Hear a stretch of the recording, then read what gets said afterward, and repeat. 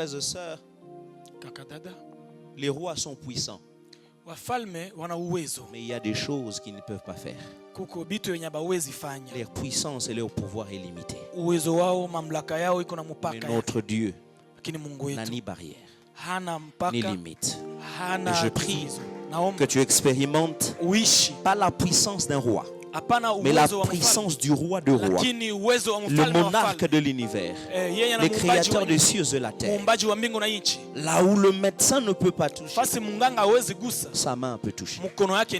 C'est pourquoi on n'a pas parlé de la restitution humaine, pas de la restitution divine. Alléluia. Je suis en train de bénir la vie de quelqu'un. Que le Dieu de la restitution divine soit en action cette semaine. Qu'il ne te donne pas ce que tu as perdu, mais qu'il te donne plus que ce que tu as perdu. C'est simplement ton amen qui n'est pas arrivé ici.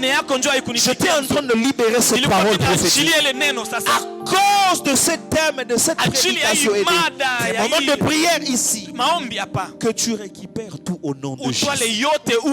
Écoutez.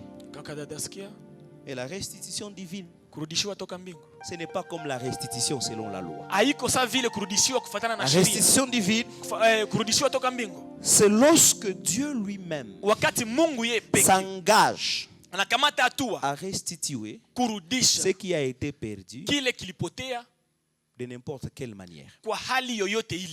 Que ce ne soit pas ta propre faute, que ce soit d'une manière naturelle, que ce ne soit pas un ennemi qui a volé. Dieu s'engage de restituer. On se concentre sur la restitution de la loi. Je vous dis la vérité, plusieurs d'entre nous ici ne seront pas bénéficiaires de cette restitution. Parce qu'il y a des choses qui ont été perdues dans nos vies, peut-être par nos propres fautes. Peut-être par des circonstances naturelles.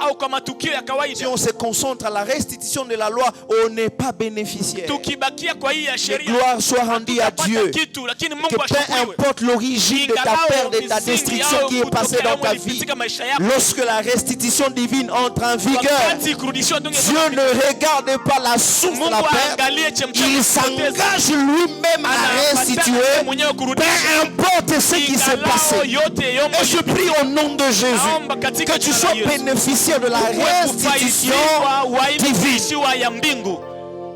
Parce qu'il y a un problème ici dans ce texte.